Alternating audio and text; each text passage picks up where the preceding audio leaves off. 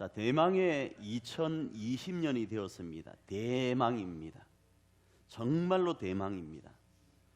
저는 이 올 한 해를 정말 기다리고 기대하고 있습니다. 그래서 2020년 목표표를 뭘로 잡았는가 하면 부르심에 합당한 공동체, 그걸 여러분에게 적용하기 위해서 달력에는 부르심에 합당한 나와 너로 이렇게 표현해 놨어요. 공동체 하니까 네가 하세요 이러더라고요. 부르심에 합당한 삶은 니나 하세요. 그 이영현?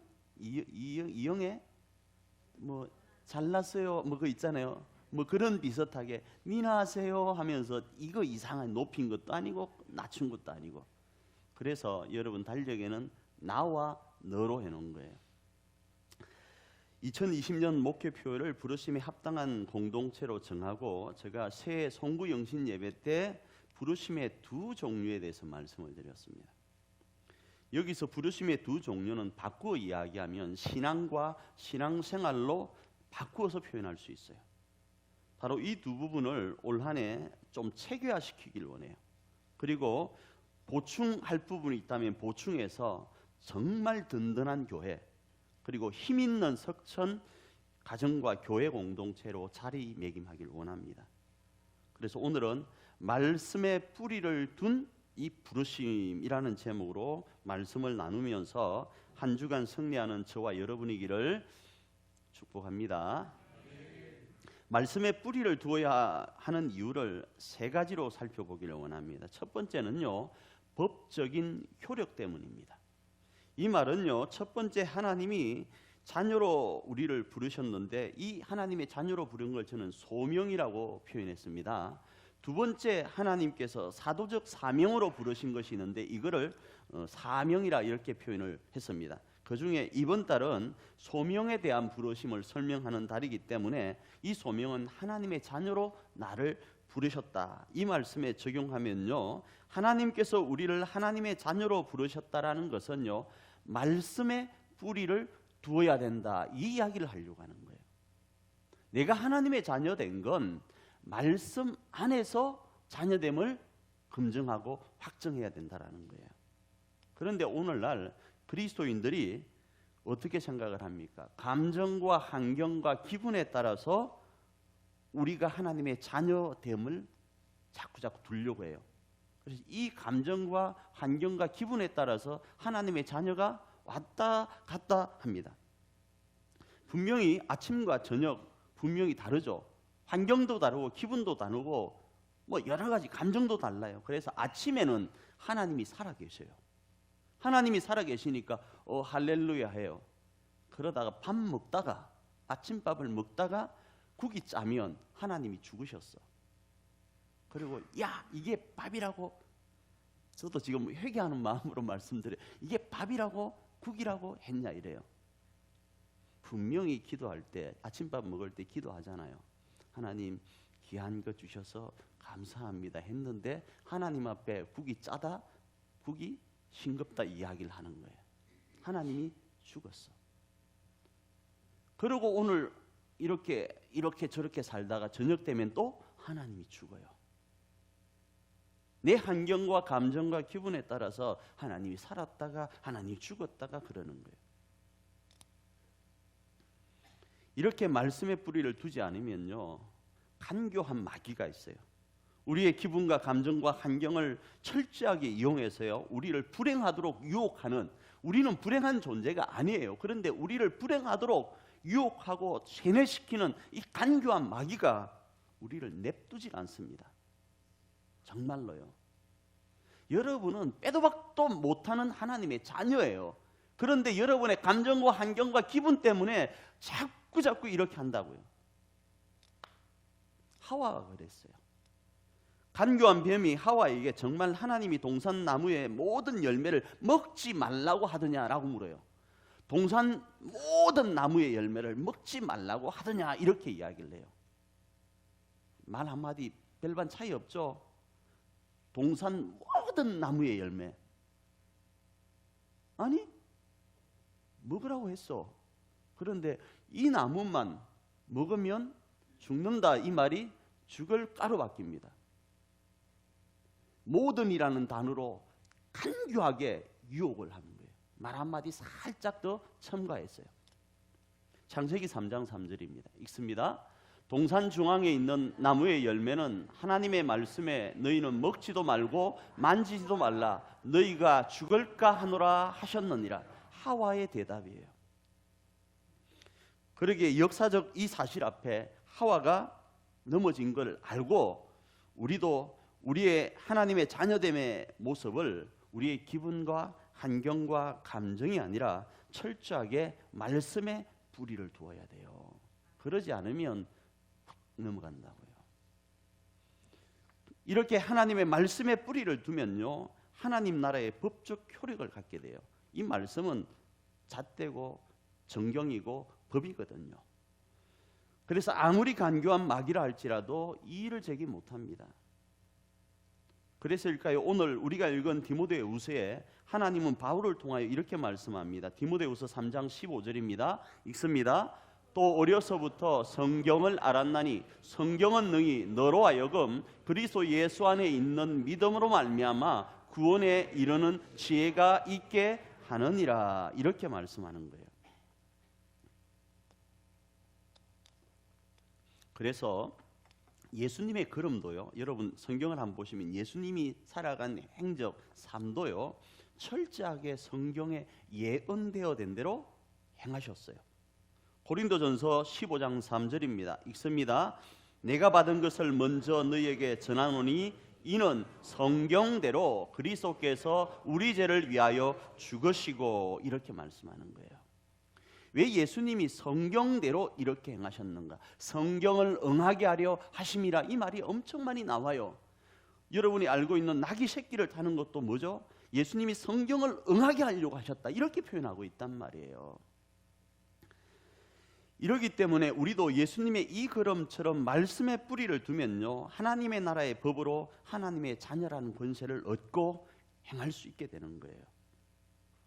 그러기에 저와 여러분은 하나님의 자녀로 부르심을 받았다는 사실을 우리의 기분과 감정과 환경에 두지 말고 말씀에 뿌리를 두기를 원합니다. 할렐루야. 그리고 2020년 하나님의 자녀의 권세로 가정과 교회를 하늘가족 공동체인 석천으로 세워가는 저와 여러분이기를 축복합니다. 여러분은 하나님의 자녀예요. 두 번째 이유는요, 보혈적인 효력 때문이에요. 첫 번째는 법적인 효력, 두 번째는 보혈적인 효력 때문입니다. 앞에서 잠시 제가 언급했습니다. 우리가 말씀의 자녀됨을 두는 이유는요, 그 말씀에 예수님의 피 흘리심이 있기 때문이에요. 성경은 말씀합니다. 정결하게 되고 죄사함은요 피 흘림으로 되어진다. 피가 없이는 사함이 없다, 이런 말씀을 해요. 히브리서 9장 22절입니다. 읽습니다. 율법을 따라 그의 모든 물건이 피로서 정결하게 되나니 피 흘림이 없은즉 사함이 없느니라. 하나님의 자녀가 되는 단계에 보면, 여러분 나중에 조금 더 정돈하고 체계화시키겠지만, 하나님의 자녀가 될 수 있는 것은 우리의 죄가 없어져야 돼요. 그건 나중에 배웁니다. 이 죄의 사함은 피 흘림으로만 되어진다라는 이야기예요. 바로 예수님께서 이 피로 성경의 예언 따라 그러시고 흘리신 피요. 우리는 이 피를 뭐라고 부릅니까? 보혈이라고 불러요. 우리 교회는 그래서 보혈 가족 공동체라고 이렇게 하는 거예요. 피로 맺은 형제라는 이야기예요. 누구 피요? 예수님의 피인 보혈로요. 옆 사람 가면 인사합니다. 우리는 하나님의 보혈 가족입니다.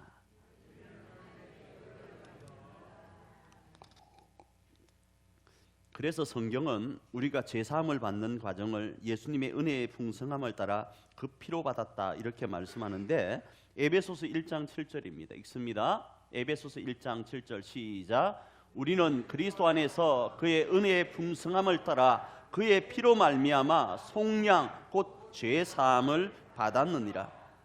이러하기 때문에요, 이 죄사함은 대한민국의 헌법이나 역사책에 기록되어 있지 않아요. 우리 가정의 족보, 저는 이가니까 이시 집안의 족보에 기록되어 있지 않습니다. 우리의 감정과 기분과 환경에 기록되어 있지 않아요. 우리의 물질과 건강과 근력에 기록되어 있지 않아요. 오직 말씀, 하나님의 말씀에만 기록되어 있는 거예요.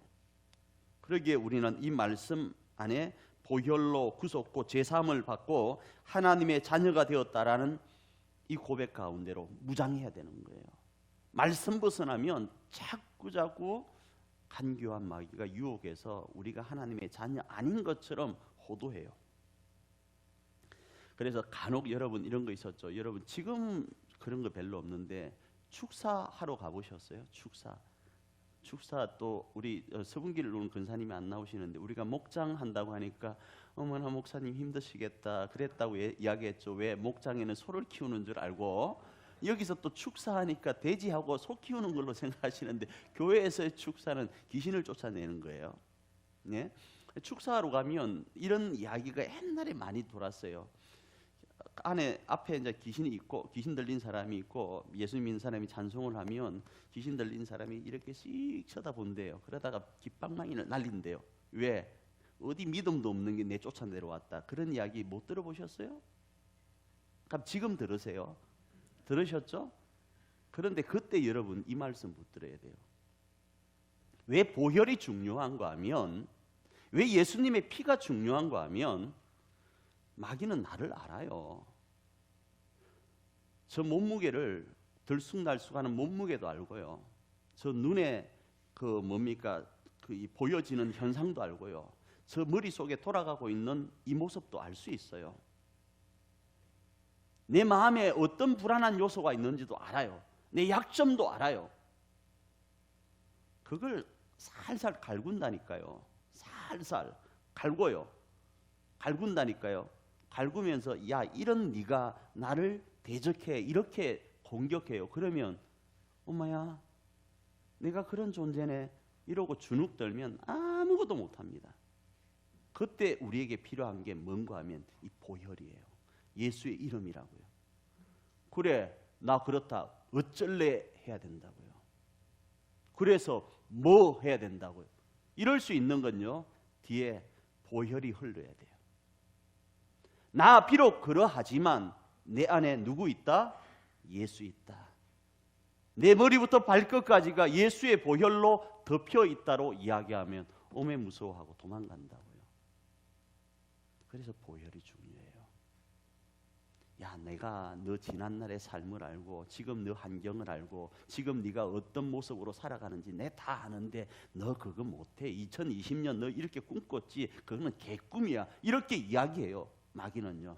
너는 원래 안 된다니까. 애초부터 안 된다니까. 작년에 경험했잖아. 너는 원래 안 되는 존재야 라고 이야기해요. 그래 나 못해.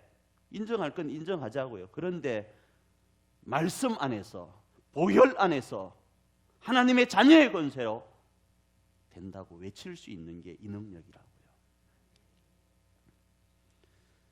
너가 구원받았냐? 예수의 이름으로 구원받았다 제시할 수 있는 증거가 보혈이라고요. 그러면 마귀는 도망간다고요. 사랑하는 우리 보혈 가족 여러분, 우리가 하나님의 자녀 된 것은요 결코 우리의 잘남이나 우리의 못남이 아닙니다. 오직 예수의 보혈임을 믿으시길 바라요. 그리고 이 보혈로 선포하면서 우리의 가정과 교회를 하늘가족 공동체인 석천으로 세워가는 2020년이 되시기를 아멘 준비하시라고 지금 말씀드리는 거예요. 축복합니다. 세 번째 현실적인 효력 때문입니다. 자, 첫 번째와 두 번째가 그러하다면 이 효력이 언제부터 시작되는가? 죽고 나서 내세부터 시작되는가? 이 의문이 생기고 질문이 있을 겁니다. 여기에 대한 답변도 어디로 가야 되는가? 말씀으로 가야 돼요. 누가 어떤 말에 의해서 이럴 수 있고 저럴 수 있는 게 아니에요. 말씀으로 들어가야 돼요. 말씀이 뭘 하는데 초점을 둬야 된다고요. 만일 말씀이 그러하다면 우리의 경험과 감정과 기분을 내려놓고 순종하고 선포하며 나아가는 거예요. 선포가 뭐라고 그랬죠? 지금 환경이 안 돼요. 안 되는데 주의 말씀 의지하고 선포한다고 그랬어요. 내가 손을 이렇게 하는 것 내가 설명드렸어요. 모르시는 분들은 내가 올렸을까? 모르겠네. 선포는 이렇게 하는 거예요. 그 이유가 뭔가 하면 왜 우리가 우리의 감정과 경험과 기분을 내려놓고 말씀 앞에 말씀에 순종하고 선포하며 나아가야 하는가 하면 그 이유는요, 말씀에서 예수님의 보혈로 말미암아 우리가 법적인 하나님의 자녀가 되었음을 선언받았기 때문이에요. 요한복음 우리가 아는 1장 12절입니다. 읽습니다. 시작.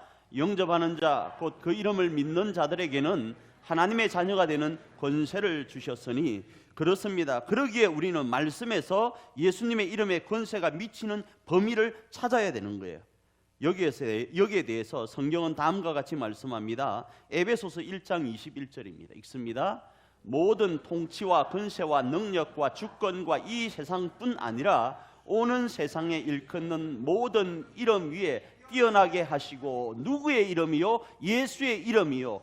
오는 세상뿐 아니라 지금의 현실 모든 세상 가운데 예수의 이름은 능력이 있다라는 거예요.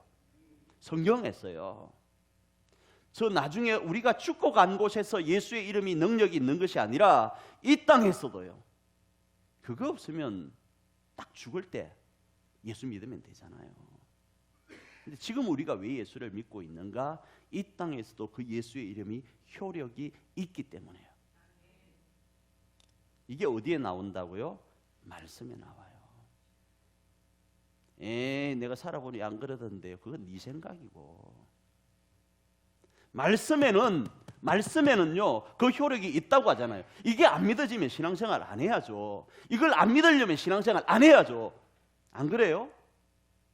그래야 제대로 믿는 사람만 교회 다니면서 빛을 발할 거 아니에요. 어중간하게 믿는 사람 때문에 손가락질 받는 거 아니겠어요? 어중간하게 믿는 나 때문에 교회가 욕을 먹고 그리스도인이 욕을 먹고 하나님이 욕을 잡수신다 그래야 되나? 그걸 어떻게 해야 되죠? 손가락질 받는 거 아니겠어요? 믿으려면 확실히 믿고 안 믿으려면 안 믿고 믿으려면 성경대로 믿고 안 믿으려면 내 감정대로 안 믿어버리는 거예요. 어중간하게 사람이 만든 신인 우상처럼 살아가면 안 돼요. 우리 학생들도 마찬가지예요. 수많은 이 땅의 사람들이 믿는 그 예수가 진짜라고 한번 고민해봐야 된다고요. 그러기에 사랑하는 우리 가족 여러분, 다시 강조합니다. 여러분의 감정과 기분과 환경에 휘둘리지 마세요. 여러분은 빼도 박도 못하게 하나님의 자녀라니까요. 왜 아멘을 안 할까? 여러분은 하나님의 자녀예요. 그게 확신이 안 오죠. 잘. 그래서 배워야 돼요. 잘해야 돼요. 여기 위에 뭐라고 밑에 써놨죠? 자, 익음이 세 가지 있죠. 읽습니다. 양육을 받아야 돼요. 아무것도 안 배우고 어떻게 하냐고요. 지금 하나님이 여러분을 하나님의 생명책에 기록을 했어요. 이 아는 내 아. 에? 호적에 올렸어요. 이 아는 내 아. 이러면 끝난 거예요. 이제 이해되셨어요? 그런데 나는 그걸 잘 몰라. 왜? 내 모습이 얄궂이거든. 내 모습이 하나님의 자녀 안 같거든. 솔직히 마귀가 야 네가 그래가 하나님의 자녀야 라고 부르면 나도 나를 아니까 솔직히 아이고야 확 찔려. 안 그래요? 성도들은 모르고 목사님도 몰라. 그런데 나와 마귀는 아는 나의 못남은 있잖아요. 그렇죠?